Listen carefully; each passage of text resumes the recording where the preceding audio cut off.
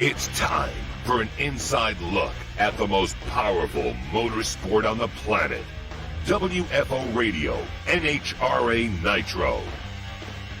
Hey everybody, Joe Castello back with you. NHRA Nitro podcast on WFO Radio. Hopefully you will subscribe, Apple Podcasts, Spotify, Stitcher, SoundCloud, wherever you get your podcast. We have got Erica Enders, the three-time NHRA Mello Yello Pro Stock World Champion.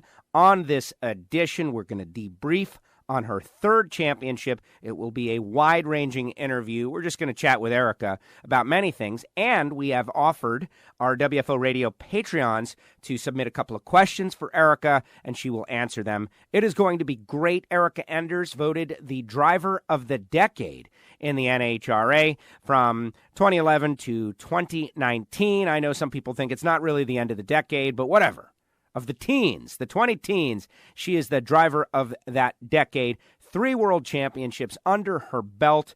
It was years ago, 2003, that the folks at Disney decided to make a movie about her and her sister, Courtney Enders, and she has really proven them to be geniuses, that she has gone on to such great things. We're going to hear from Erica just seconds from now. So if you're a fan of Erica Enders, stick around, share this show, retweet, all of those things, put it out there on the social media, because I think that the more people hear from Erica, get to know her, they're going to realize that she is one of the, the true great ambassadors for the sport of NHRA Mello Yello drag racing in general, the whole sport of cars, playing with cars, going out there. She goes out there, does such a great job. We're going to speak with Erica just seconds from now. The WFO Radio Podcast has been around 10 years. We're starting our second 10 years of existence this year, our 11th year of WFO Radio Podcast. We've got a lot of stuff going on. Spoke with Alan Reinhart, NHRA track announcer, earlier this week. We're going to continue to do our championship interviews. Jeremy Mason, the Supergas World Champ, is going to be on. Danny Nelson in the coming weeks. Sandy Wilkins, top sportsman racer, in the coming weeks. You can go back into the archive and listen. It all happens because of a couple of great sponsors. Please allow me to just tell you who they are, what they do, and then the day that you need something, maybe you could use them for what they do. For instance, samtech.edu, we talk about them, their school. If you think about getting into racing or getting into one of these difficult professions that are great professions, but you need a good starting point education, samtech.edu is one of those places. And we talk about the factory stock showdown and the NHRA and the amazing cars, but really it's all done so that young people who are trying to sort out their career, like what they're going to do, know that they've got a place to go to get started. If you want to become a CNC machinist or programmer, if you want to work at Boeing or SpaceX, this is a great place to get started. If you want to work in an engine shop, if you want to end up as a crew chief on a race car, this is also a great way to get started. I know that not everybody wants to be involved in racing, and they have connections throughout the entire aerospace and motorsports industry. So samtech.edu, they got motorsport EFI tuning, blockheads, CNC programs. Maybe you just want to have a shop in your hometown and be a machinist. Samtech.edu is a great place to get started. That's why we always say start your education at full speed. Go to the website, samtech.edu, check them out, and give them a call. Let them know you heard about it on WFO Radio. Rodax Coffee and Grills.com. Marvin Rodak, totally different thing, right? It's coffee. Coffee and grilling and spice rubs and everything good. I've got so many of my listeners that tell me that, they buy something in the grocery store, right? It's vacuum packed and probably garbage, Folgers, Crystals or something, and they just think it doesn't really add to their lives. But then they try Rodax, and they realize, oh my gosh, there's another gear, right? Like, think about all the range of cars that are out there. Like, you can drive a little car just as transportation to get to the grocery store, or you can drive something thrilling and exciting. It's the same with your coffee and with your spice rubs and your grilling and the things you use to make your life great. Summer's coming eventually. At some point, all the people in the Northeast, you guys are going to break out of that. Call Marvin, 817-924-6821. Order up some great products for your grilling experience, for your morning coffee, and it will benefit your life. I see the experience throughout my day. Get a little down midday, go out there and get a little Rodax coffee and perk right up. Drag racing themed coffee blends, really good stuff. Rodax Coffee and Grills.com. Total Seal Piston Rings. TotalSeal.com. We have launched another podcast for those guys, you podcast listeners, right? If you love drag racing, if you love technology, Hidden Horsepower by Total Seal is something you're really going to like. You're going to want to subscribe, Spotify, Apple Podcasts, all those places where you get your podcast. But the exercise, like why are we doing a podcast about piston rings? And the answer is there's a lot of engine builders out there. There's a lot of people that are putting together engines, and they're spending a lot of money to put together cylinder heads and superchargers and turbochargers and naturally aspirated. And maybe they don't realize, there's a lot of hidden horsepower in the piston rings. More so, you don't want to waste all the other money that you're spending on other parts. If you don't have good ring seal, you're not doing the best job possible. And that's what Total Seal is all about. So you engine builders out there across all forms of motor racing, whether it be motocross or go-karts or big cubic inch pro mod or nitrous oxide or whatever you're doing, Total Seal fits the ring. They make rings for big compressors, industrial compressors. Think of all the things that use a piston. Every piston must seal to the cylinder with a ring. That's what this podcast is about. That's what TotalSeal.com is all about, and they're a sponsor of WFO Radio. So go to TotalSeal.com to check it out, find out more information. We really appreciate those guys. Frank Hawley's Drag Racing School. This is one that I love telling everybody about because it's a fun experience. It's not just a course. Of course, Erica, for instance, perfect example, going to Frank Hawley, but it's like a thrill ride. It's an experience. It's like going, hey, let's go bungee jumping, except let's go drive dragsters. It's called the Dragster Adventure, and it travels all around the country, and it comes to a track near you, and your buddy or a group of friends can go out there and actually like race each other in dragsters, everything provided by Frank Hawley. It's a super fun experience, and I have never heard anybody say, like, it wasn't that great. You get to make 3 runs, a half track and 2 full track passes, and you get to hang with Frank and the whole experience. 0 to 130 miles per hour in a quarter mile, 0 to 60 in 3 seconds in a dragster chassis. And they provide it all. It's amazing stuff. Go to frankhawley.com. Give them a call. Tell them you heard about it on WFO Radio. And every year, people are letting me know, I went to the Dragster Adventure for the very first time. I was scared at first. I'd never been down a drag strip. Frank made it easy. It was so much fun. For your clients, for your sales team, that's the way they really want to do it, like a corporate adventure or as a solo shot. Go to the website, frankhawley.com. And finally, magicdryus.com, the official organic absorbent of the NHRA. It's for your shop. It's for your house. It's made of coconut. It travels easy because it's very lightweight, but it's all organic. It's not a bad thing where you open up the bag and there's a cloud of something you definitely don't want to breathe in, that kind of deal. It is coconut husk. And Magic Dry US is the official organic absorbent of the NHRA. Big sponsor of Scott Palmer and a lot of cars out there. Ricky House, a lot of cars out there in the National Hot Rod Association. Big thanks to them and, of course, WFO Radio. Hey, that wasn't that bad, right? Talked about the sponsor for a few minutes. I always like to mix it up a little bit, throw a little note in there to keep it light, a little entertaining, make it a little different. But now it is time for the champ. Joining us now, Pro Stock's Driver of the Decade, a 3-time Mello Yello Pro Stock World Champion for her championship look back, our first blockbuster interview of the 2020s, Erica Enders. Erica, champ, welcome back. Hi, Joe. Thanks for the great introduction. Jeez. That's it. We're out. It's over. No. I love it. Well, you know what? You earned that. And as the news rolled out that you got Driver of the Decade, I know that Greg Anderson won a ton of races, but 3 championships. I think it's a no-brainer. 3 titles in Pro Stock. You had such a great year and such a great countdown, and now you're a 3-time champ. Has it all sunk in, the gravity of it?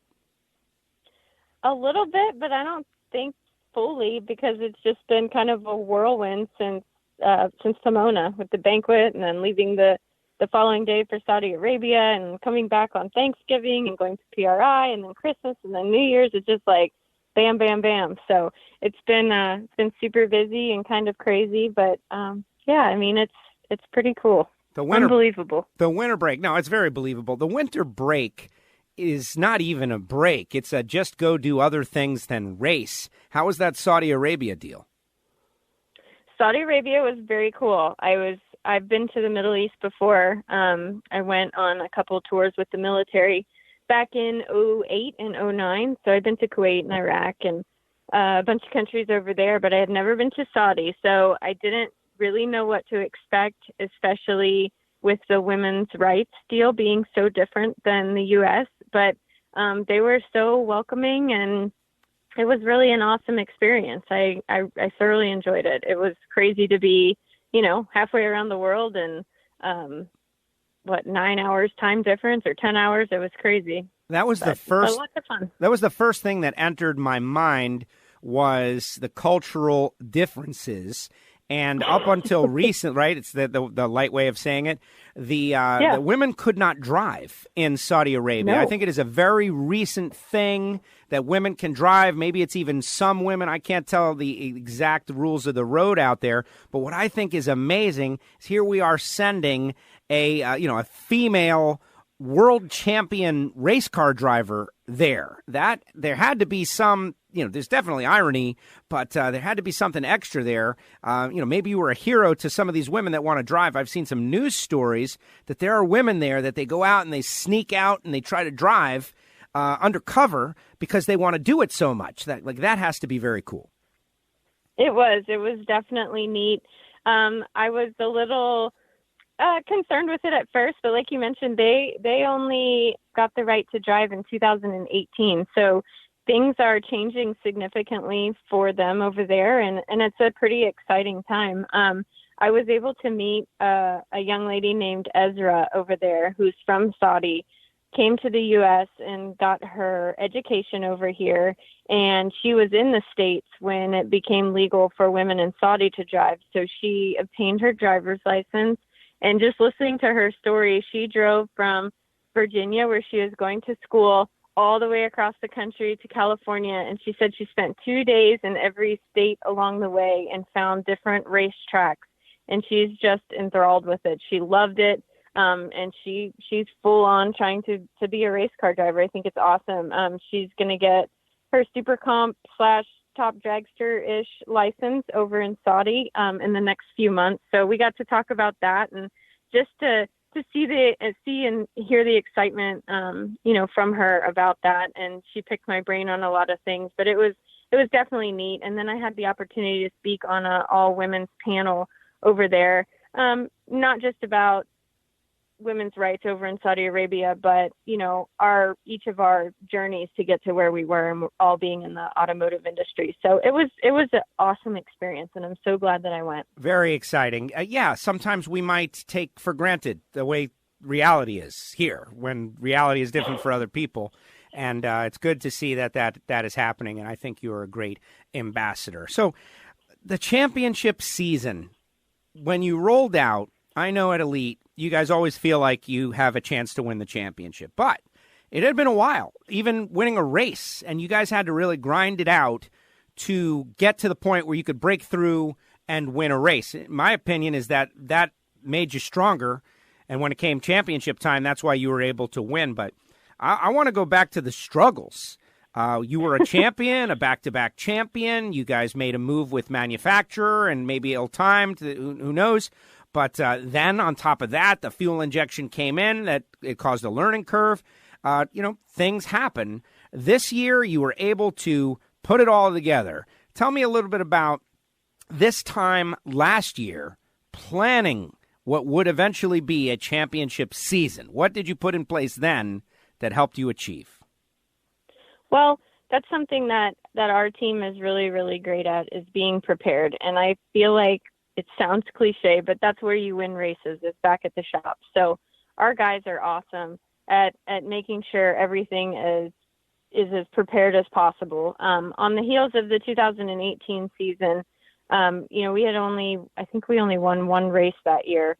And it was just kind of, 16 was terrible with the Dodge and EFI switch. And then 17, we're like, okay, back to our Chevy program. We're going to get back in the swing of things. And I feel like we were so far behind because of the attention that we paid to the Hemmeat program, kind of lost traction with our GM side of things. So it took us 2 years to catch back up. And so on the heels of the 18 season coming into 19, we definitely felt like we were going to be able to contend for a championship. We were fast in testing. We were fast at early on in the season.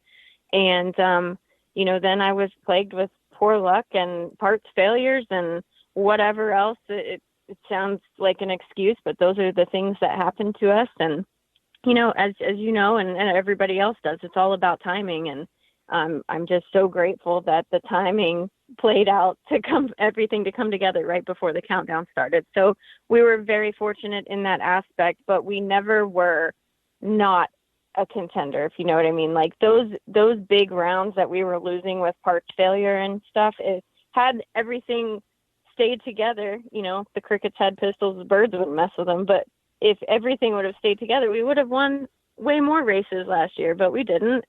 But it came together when it was supposed to. And the key to all of that was executing when we needed to. And that's something that my guys are great at, and I'm lucky to be their driver. So I'm thankful for the final part of the season, but going through what we went through at the beginning of the year made, from, I think things started to come together in Seattle, Brainerd for sure, Indy, and then the countdown started and it was game on. And even just hearing the confidence and the interviews from my crew chiefs, I'm like, you can't say stuff like that, Rick. Like at the U.S. National, he said, we're going to win the race and we're going to win the championship. And coming from him, that gave me all the confidence in the world, and we just battled it out and got her done. So I'm grateful, but it could have gone another way very easily. Yes, but it went your way, and you mentioned Rick Jones, and there's a lot of sub-stories in this championship. That interview that you talked about, though, I remember it vividly, and we were watching you guys emerge, come on strong. He had his own personal issues along the way in terms of, there's so much I want to mention right now, which is, first of all, the listeners need to know the quote, which is, if the crickets had pistols, the birds wouldn't mess with them. It's just, I know everybody was thinking, what did she just say? And that's the quote, and I've heard Richard say that. Now you're saying it, and it's one of my favorite. That's where I got it from. It's one of the best quotes ever. If the crickets had pistols, the birds wouldn't mess with them, which there's 100 quotes that are like that, but that is my favorite of those. That having been said, but Rick Jones had to redesign his chassis around the tires. It's something that people totally forget, that you guys are the two non-Haas chassis out there. And you had to do a lot of soul searching and hunting and relearning. And Rick at one point even had to, you guys were running a non-Rick Jones chassis.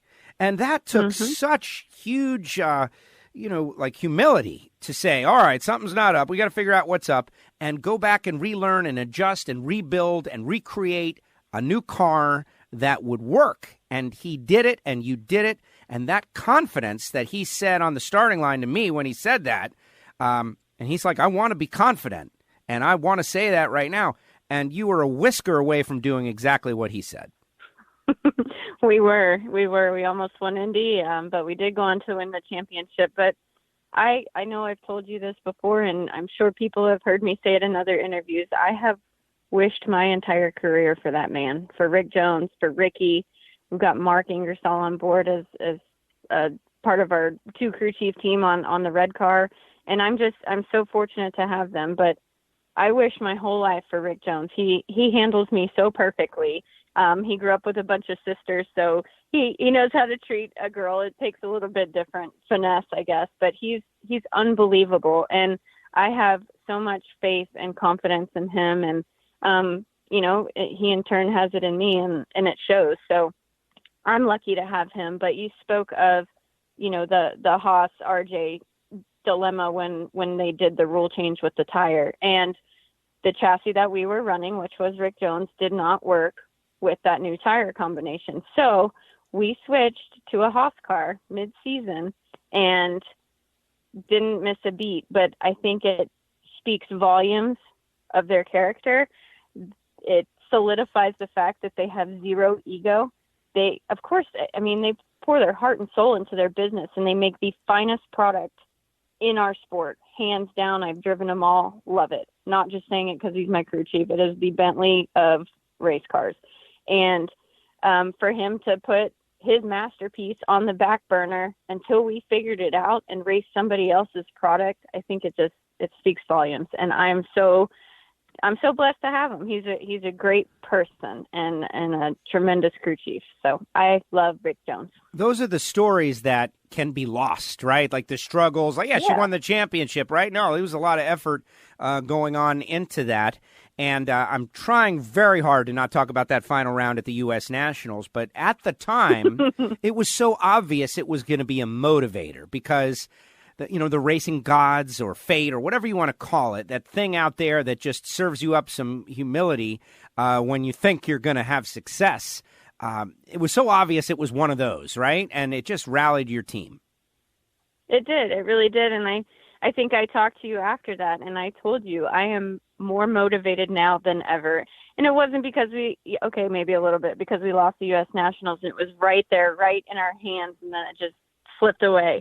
But that, I want people to understand, like, that is the Super Bowl of drag racing, right? The U.S. Nationals. And you're right there. You're 007 on the tree, and God love him. He's my teammate and a very dear friend, but he's 120.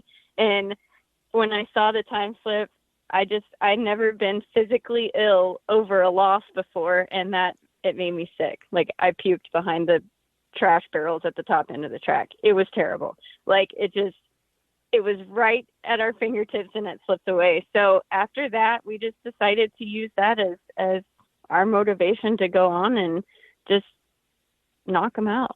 And we were able to do it. And I'm really proud of my guys. At that moment, like, I think my face said it all on TV, and I caught all kinds of crap about it on the internet. Just people don't understand exactly what that means. And we were able to make up for it. So I'm glad. I don't understand. That's one that, and for the audience out there, Eric and I, we speak about this on a pretty regular basis. Like, what's up with people out there, right? Like, you just lost the U.S. Nationals in a heartbreaking way. You had your opponent covered, and, it's like a football player who's running for a touchdown, and, the field falls out from under him, and he falls into a hole or something. It's like, how does that happen?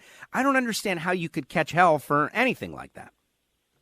Well, people are cruel, and that's something that I've just had to come to terms with. Like, thick skin wasn't something that I had naturally, and I still don't. I still have to work really hard at it. But, being a female, it's definitely a different dilemma, and I hate it, and I hate talking about it, and I hate people that view us differently. I mean, poor Angel deals with it when she gets emotional when she wins. Like, why don't they talk? Alex cried when he won the U.S. Nationals. Why don't they talk crap about him? Like, it's okay to have emotion. Like, we pour our heart and soul, not to mention our entire lives, into what we do, and we're passionate about it. So when you're disappointed with a loss like that, it's okay as long as you're not, like, doing something wrong. You know what I mean? It's just appreciate the passion that these people have for what they're doing, and whatever. I didn't cry, but I puked and I was mad, that's for sure. Well, and exactly. And, I just talked about this recently in one of my dragster columns, which is, this is what everybody wanted, man. Everybody said for many, many years, this is what they wanted. They wanted the end to the cookie cutter sponsor thank you interviews. They wanted that. They want to see real, genuine emotion. And here we've got it. I love it. I think it is great. And, in victory and in defeat. And, we got to witness it. So speaking of the women thing, though, the milestone, right? 150 wins for women. Like, you had flirted with milestones. Do they really matter? No, they really don't matter. What matters is how many wins you get and how many championships you get and how much money you win and how much fun you have. That's what matters. But we do have these big, round, amazing numbers. Like, if Richard Petty had finished his NASCAR career with 199, or if John Force had finished his funny car career with 149, it might have been a little underwhelming. For the headline writers out there, you were the 150th win for women. That was a cool thing. That was really cool. And I until Amanda said it in the post-race interview, like, I had forgotten about it, and it wasn't even on my mind. And so when she stuck the mic in my face and said, this is the 150th win for women, like, man, it was so cool. You'd see it on my face. And I was right there for the 100th also. I think we won like 97, 98, 99, 101, 102. We just missed the 100th. And so it was cool to be able to circle back and get the 150th. But how awesome also is that just a few years ago, we were talking about the 100th win for women, and now we're already at 150. So I think it really is awesome that how talented the ladies are out there. And of course, we all talk about how we don't want to be viewed any different, but that's something that's unique and awesome about our sport is it's so diverse. And I'm thankful for the 150th. And they said John Force stole my sign. I'm just kidding. But, well, it's one of those things where, will it ever become a non-issue, right? The 500th win for women, the 1,000th win for women. Like, I don't know at what point, but I think it'll always be a thing just because it's a note. It's just a note. It is. It was the 200th win for a Camaro. So, I mean, that's a note also. And it was awesome to acquire that note as well. But I think it's great. All right, let's talk about the countdown and going through the pressure cooker that is the NHRA playoff system, which, first of all, just looking at the performance, that Fernando Quadra, man, this guy, watch out for him this year. He had my number. He got you twice. He did. He bookended the countdown, like a round 2 loss in Reading, coming out of the number 1 spot, in the semifinal at the finals, but it was already done at that point. But just tip of the cap to Fernando. But really, though, just consistent, strong performances through the countdown, wins in St. Louis, semi in Charlotte, win in Vegas. That is how you get it done. And Pro Stock being, perhaps the most challenging of categories out there, certainly round by round, can lose on a hole shot, that kind of stuff. You put together the winning combination. We did, and I'm, again, thankful for it. We didn't win any races during the regular season, so I guess I'm glad that our 2 wins came during the countdown, but it's like nothing compared to 2014 or 2014-2015. We won 1 in 18, 1 in 17, and 2 in 19. Like, to me, that's just not like championship form for us, but things have changed significantly, and they're very different. And I think the playing field has been leveled. I think the competitiveness has risen for sure, and people are stepping up to the plate. Like, most Pro Stock guys before didn't have tremendous reaction times, and everybody's just collectively doing better, and it makes it tough out there. And that's, an advantage that I had before was my left foot, and I take a lot of pride in that. And they know that when they race us, they have to be good on the tree, so they rise to the occasion. And of course, I have to as well, but they definitely bring out the best in me, and I guess I do that for them. So it makes Pro Stock what it is. I absolutely love it. It's super competitive. It's drama-packed. It is unreal. But countdown, awesome. Could have gone better, but also could have gone worse. But I think the pressure in Pomona it reminded me so much of 2014 when it came down to the final round with Jason Line and myself. So, it felt like that first round in Pomona this year. I'm glad you bring that up, because to me, that is the most anticipated, first of all, speaking of notes, right, and hyperbole, like ways to make things bigger than they actually are. But that was the most anticipated Pro Stock race of the century, right? People were staying up at night on Saturday night thinking about what that race was going to be like. You versus Greg. Greg with the qualifying shenanigans, which honestly, as a bracket racer from way back in the day, that's something I would have tried to do, get next to the guy in front of me to try to knock him out myself, because I know everybody else is going to fail to do it. Many people have done that, and I thought, wow, but it's not going to work. That stuff never works, right? You always end up one car in front or behind, and no, it worked, and he got you. And now here we are. He had you ran him in Texas. He beat you round 2. He had been pretty strong, got a win late in the season, and it just set up a race that even if you're a fan of Nitro and Top Fuel and you don't understand why Pro Stock is cool and you like the cars that are loud and fast and they go 100 miles an hour faster, you didn't wrap your mind around why you and I love Pro Stock, you still had to watch the race.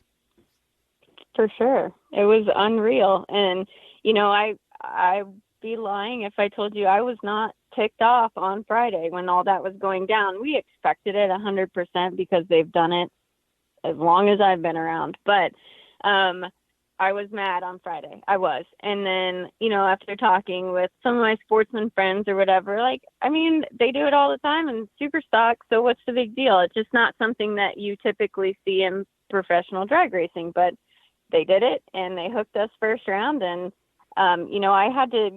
I went back to the hotel Friday night and I had to change my mindset, right? Instead of being mad, this is not our championship to lose. You know what I mean? We have to go out there and it's going to be a dogfight. Yes, we came in 90 some odd points ahead, but with 1.5 in Pomona, it keeps it interesting.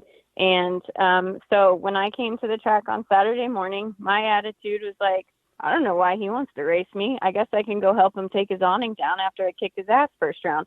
So that was kind of the mentality that I had to have. And that's what it took to get it done on Sunday. But the day before was not easy or pleasant. So, but it is what it is. And I mean, that race, that was a drag race. We were 16 and 17 on the tree and 5,000 difference in ET for a 4,000th margin of victory. I mean, it's a drag race and it very easily could have gone his way, but it didn't. And I'm thankful. And one of the best drag races ever. And that's the point of, you and Greg, the people who get in the car, you have to deal with things that the person who sits in the stands or the casual fan who maybe has done some racing can't even imagine. A whole season worth of work, all of that coming down to one race. He in a situation with really nothing to lose. You got to get in the car. You got to strap into the car. You got to roll to the starting line. You got to hit those gears. You got to hit the tree. So many things can go wrong. And you got the job done to win the championship. To me, that's it's not a violent sport like boxing, but when you go into the boxing ring, right, there's no one to help you. You're just there, nope. You and the opponent, and you either get it done or you don't. That's why people like those kind of sports. And even though we don't have the violence, which I'm happy about in drag racing, mostly, that's what it's like. There's nowhere to hide. Nope. When they shut the door, that's it. It's you in that race car. Your guys have given you the very best that they possibly can, and it is up to you. And that's what I love about Pro Stock is the weight of the world is on my shoulders. I got to let the clutch out on time. I got to hit my shift points. I got to keep it in the groove. I mean, it's way more tedious than it appears on camera. It is a super challenging car to drive. A lot of things can go wrong.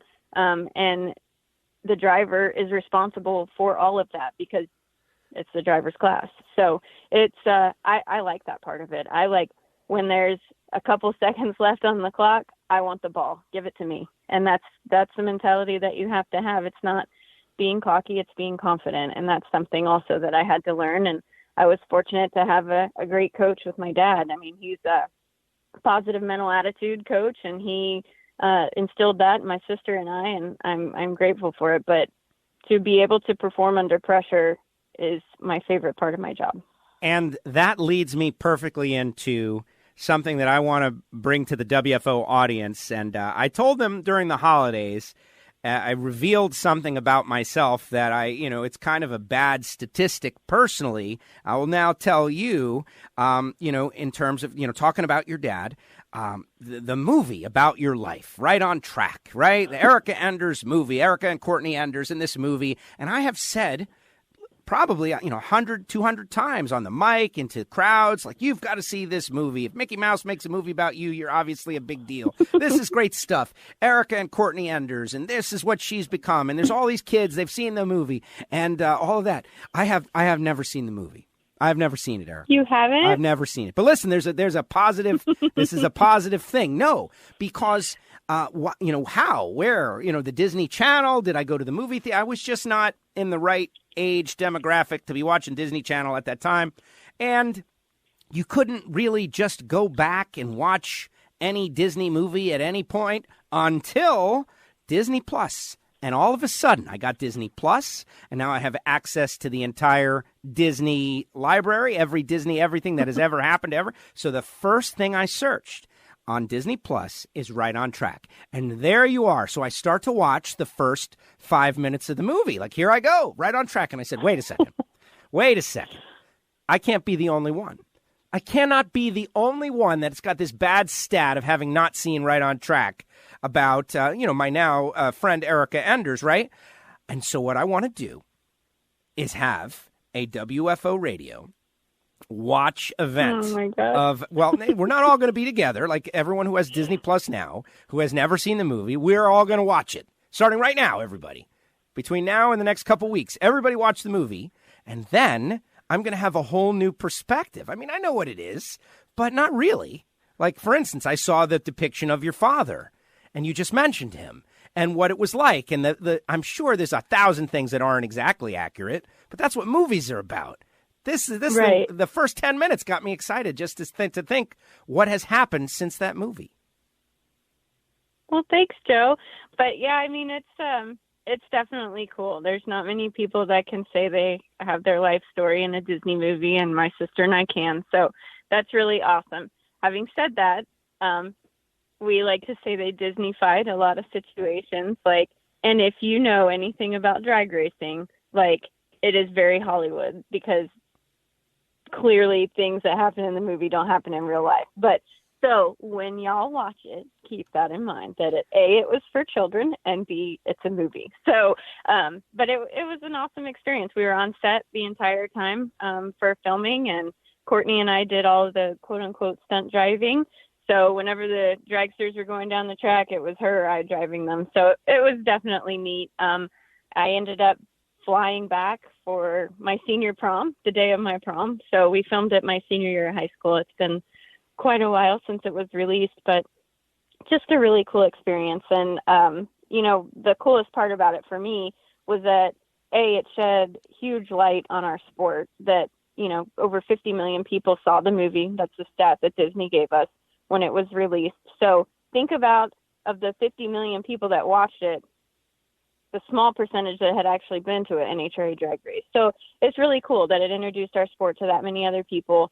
And now, even now, 17 years later, all the kids that come to the ropes and tell the story of how they watched the movie and Santa Claus brought them a junior dragster, there's a million stories that you get to hear. And now the people that have graduated from junior drag racing have their own children that are junior drag. It's just awesome. And I love hearing the stories. And then I love seeing that little sparkle in some of the kids' eyes that come by, because I recognize it because I had it. So that part of it is surreal and very neat for me. Well, in addition to that, I'm trying, as we're talking about it, I'm thinking, how did I get on this, right? How did I get on this deal? And the answer is your sister Courtney retweeted a meme, right? We're getting very social media and modern on this, that Brie Larson put out of her in the movie. I did not understand. This is Captain Marvel we're talking about. One of the biggest stars out there in Avengers and all these different things. Brie Larson is huge. And she was your sister. And so she tweets a meme. Your sister retweets the meme. It connects to me. I didn't know that. What do I know about that stuff? And then all of a sudden it's well, wait a second. Captain Marvel was in Right on Track and played Courtney Enders? What? That's why I have to go back. And I guarantee there are a lot of people who were adults at the time, as 2003 it came out, they did not catch the movie. They did not catch the flick. And yeah, I saw exactly what you mean about Disneyfying, Hollywooding. That's what they always do with racing movies, right? They can't just play it straight. They've got to juice it up, because they assume that people are, they want to see craziness. It's like the NASCAR movies. Everyone's crashing each other out, right? It's as opposed to just racing. But that's what movies are about. Anyway, we're all watching it. If you got Disney Plus and you've never watched Right on Track, start watching it, and we will discuss over the next couple weeks on WFO Radio. All right, so what up for 2020, the new decade and the 2020s and all that? What is new for you, for Elite? How's this season going to be different? How's it going to be the same? Well, it'll be the same in the aspect that it's Jed Coughlin, Alex Laughlin, myself. Aaron Stanfield plans on running a full schedule, so there's those 4 cars. I leave this weekend to go down to Bradenton for a week, kind of your neck of the woods, and I'm going to teach 2 new guys how to drive. One's name is Brandon Foster. He's out of Tulsa. He's a frac sand guy. And then the other one's Marty Robertson, and he's from North Texas, and he's also in the oil and gas industry. So Brandon has minimal experience. Marty has raced a whole bunch of different stuff, dabbled in the radio versus the world and Outlaw 10.5 and all of that. So he has some door car experience. Brandon's was in a dragster. So I'm going to go spend a week down there teaching them how to drive. Jag will be down for a couple of days. Alex is coming to test. Aaron's coming to test. So it'll be a big old family test session down there in Bradenton. And we rented a couple beach houses. So I think it will be a good time. Oh, but I as bet. far as new, Brandon and Marty, we kind of are not going to dabble as much in Pro Mod this year. Alex, he sold his car. I think Steve Matusik's still going to drive. I don't know if I'm allowed to drive or not. That fire kind of freaked Richard out. So we put the car back together. Everything's ready to go, but we'll see. We're going to be adding some races in a comp eliminator car, super mod with a clutch and a Liberty. So I'll get to drive that some. So I'm excited about that. And I think that's all for like super big news. We extended with Melling, we extended with Gallagher, and always working on finding other partners out there. So that's a gist of it in a nutshell. That is exciting. Are you doing that South Florida show that happens down here every once in a while? Fast Expo? What? Or... Oh, no, I won't be there this year. All right, just wondering about that. Well, that is very interesting that everything is geared up. Now, tell us a little bit about this Orlando Speed World race. So this is going to be awesome. It's the Door Slammer Nationals, and it's presented by Elite Motorsports. Wes Buck with Drag Illustrated and Richard Freeman got together with the gentleman that owns the track and gathered up some money, and we're going to put on a race where it's just door cars. So Pro Stock and Pro Mod, $50,000 to win each class. And it's going to be awesome. So we're actually in the midst of trying to find some more sponsor money, maybe to up the jackpot, but either way, $50,000 to win. And it's the week before Gainesville. So everybody's going to be headed south anyway. And it'll be a great fun race and a test session for, how Pro Stock people love to test before the Gators. So it'll double as that, and then we'll head down to Gainesville the weekend after. So I think it'll be a really neat race. It'll be a lot of fun to watch. We're putting together a deal where it's going to be televised. So I think it's amazing. Wes Buck is like super stoked about it. He is more passionate about our sport than almost anybody I've ever met. So we're really lucky to have him. Absolutely. No, Wes is exactly what you said, and I'm just happy that he's doing something on the east coast of the country. He's always out on the west coast or somewhere that I can't get. This is easy. I can be there in 2.5 hours, and I plan to be. And I know that a lot of my South Floridians are going to be able to be there as well to watch Pro Stock and Pro Mod at Orlando Speed World. And, if you're just finding out about this, you definitely have to go. And then just like that, here we are. We're 30 days or so out from the Winter Nationals where we get to go again. You can have the number one on the car. I know, crazy stuff. But just the same, the season waits for no man or woman, and we're ready to go again. Erica, did we cover everything? I think we really did. You've had such a great impact on the sport of drag racing, and I think there's a lot more to come. 3-time champion already in the books, and the ultimate door slammer category, right? Pro Stock, where the driver matters. Yes, sir. I'm ready to go defend our title. I think my guys are too. And, like we talked about being prepared, they've been hard at work. We've got all of our engines fresh and on the ground, ready to go. The rigs are getting loaded. The cars are getting the final touches on them. Scott Brown's down here decaling everything up for the new season, changing the 2X on our trailer to 3, which was exciting to see for me. So we'll go out there and see if we can defend that number one and make it a tiebreaker year and allow us to get the 4X. So tall order, lots of fun races ahead, but I'm looking forward to it, and I'm thankful for the opportunity. And I almost forgot. I invited my some of my diehard listeners, our Patreons, to submit a question or two. I've got a couple of questions. You up for answering them? They're quick. Of course, sure. All right. This first one is from Derek Green, super fan of WFO and of NHRA. Erica, when you're not racing and or working, what do you do strictly for fun or just to relax? You can't say eat cheese or drink wine either. I'm taking that off the table. Oh my gosh, my sister, I'm going to kill her. Man, I don't know, because those two things take up so much of my life. Before I was in Oklahoma and at the shop full time, I got enjoyment out of, I love playing volleyball. I enjoy bowling. I haven't been to a movie theater in probably 5 years, so I don't know. I don't have a normal life, and that part of my job kind of stinks, but I do, when I have free time, I just want to chill. I don't want to do anything.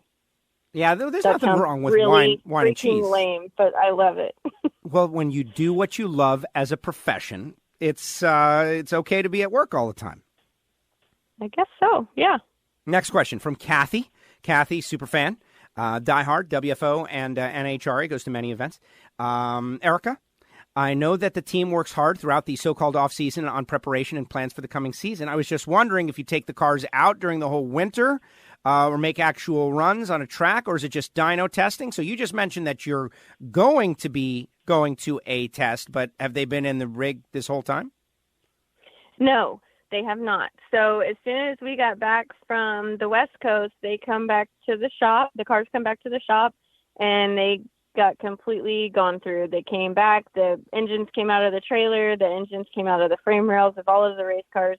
Richard's built this, little side note, he's built this really awesome shop where the trucks just pull in and we pit out of the side of the trailers, kind of like Don Schumacher's operation. So we don't have to have a shop set of tools and a race car trailer set of tools. Like, we literally pit out of our race car trailer at the shop, and Jag and I's rig are parked as if they were at the racetrack also. So cars come out, they get cleaned and combed over. After that, we sent them to Rick Jones' shop in Galesburg, and he updated them for all of the rule changes for this year. So just minor safety stuff. So they weren't up there a week, but they're back here now and up on projects and getting worked on. And like I mentioned, final touches before getting loaded back up and going to I almost said Brainerd. I don't think we'll be testing in Brainerd when it's 37 below. But you better not. In Bradenton next weekend. So no on-track testing we never do that until after the first of the year. But all December, my guys were on the dyno, just trying to come up with ways to find new horsepower, intake manifold stuff and other things that they've been wanting to try. And so a ton of dyno time. They were on the dyno yesterday. So it's really fun to have an office where you get to listen to that all day. So, but yeah, they've been hard at work on track testing there. And then usually we head out west. I've kind of heard different information about the Phoenix test, whether they're going to be in Phoenix or Vegas just the week before Pomona. So those are the two on-track test sessions, but that's it, man. Hard at work. And the follow-up from Kathy, if not, how nervous or excited are you getting, back on the track the first time? And sub-question, do you get, she's heard drivers say they get sore after not getting in the car for a while, the muscle memory of not getting in the car. Does that happen to you? Is it a challenge to get in the car the first time after not having been in the car? Yes and yes. So not so much nerves as excitement or maybe butterflies, all of like nervous in a positive sense, I guess. Just, you hadn't been in the car. Like we used to, like during the season, if we have a week off of racing and then you go back to the racetrack, I feel like I haven't been in the car in forever. So you just kind of have to get reacquainted with it and whatnot. So there'll certainly be some of that feeling. And then she is 100% right. As you were asking me that question about not being in the car for a while, I was thinking about how sore we're going to be when we get back in it. So you can work out and you can do all these things in the off season like we all do, but actually getting back in the car and performing the task that you have to, like the biggest complaint, and I'm not being a sissy, it is what it is, that the shifter handle on your hand, I guess it becomes tough throughout the year.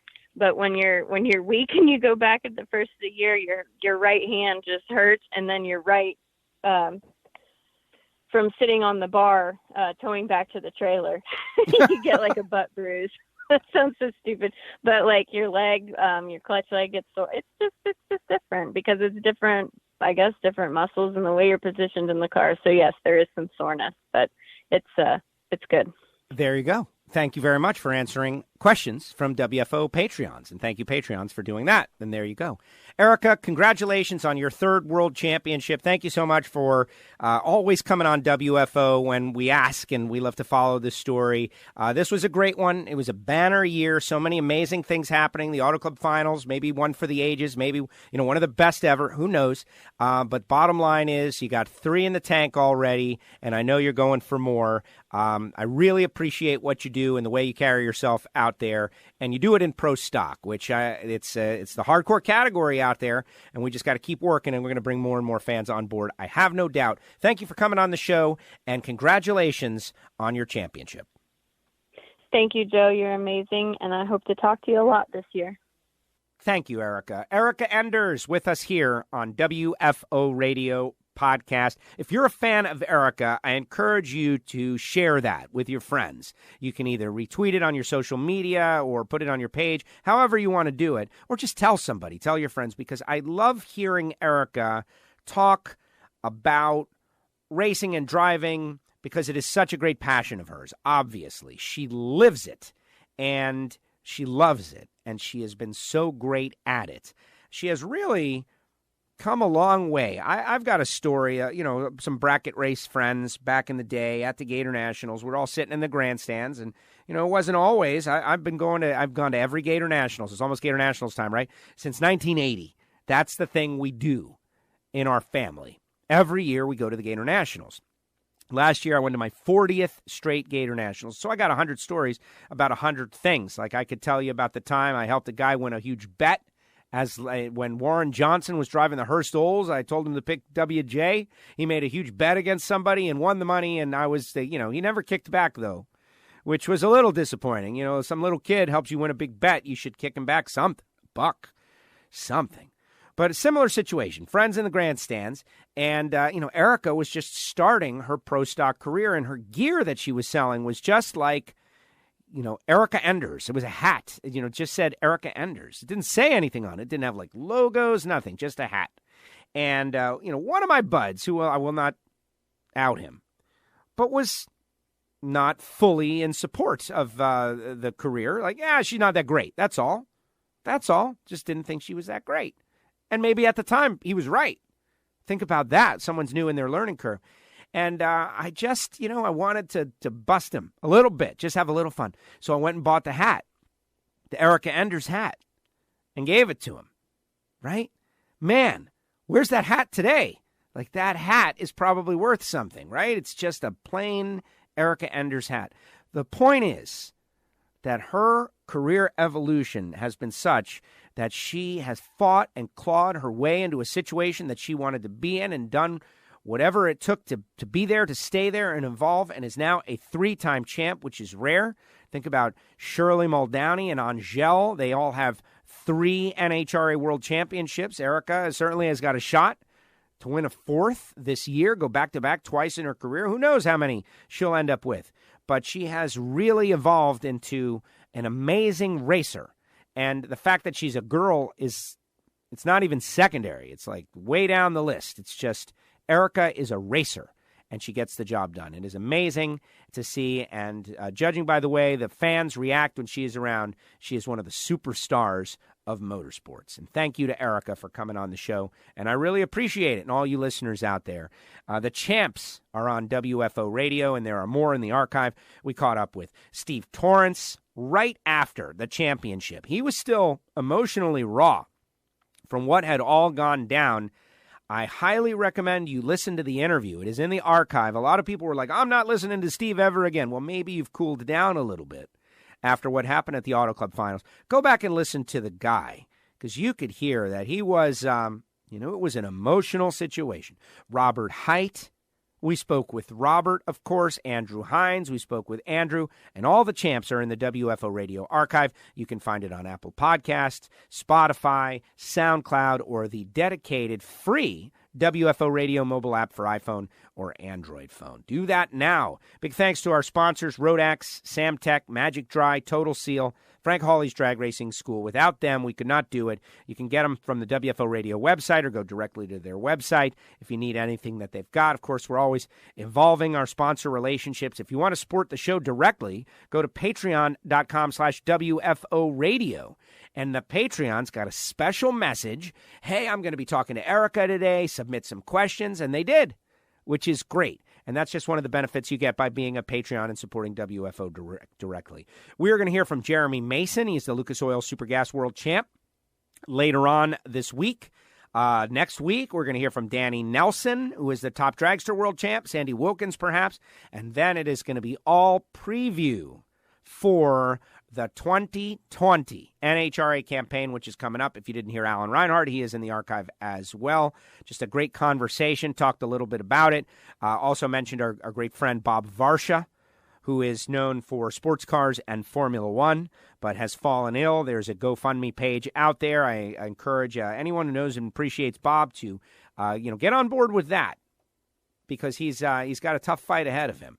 He's got a very hard-to-fight invasive form of prostate cancer, and you can see that all on the GoFundMe page.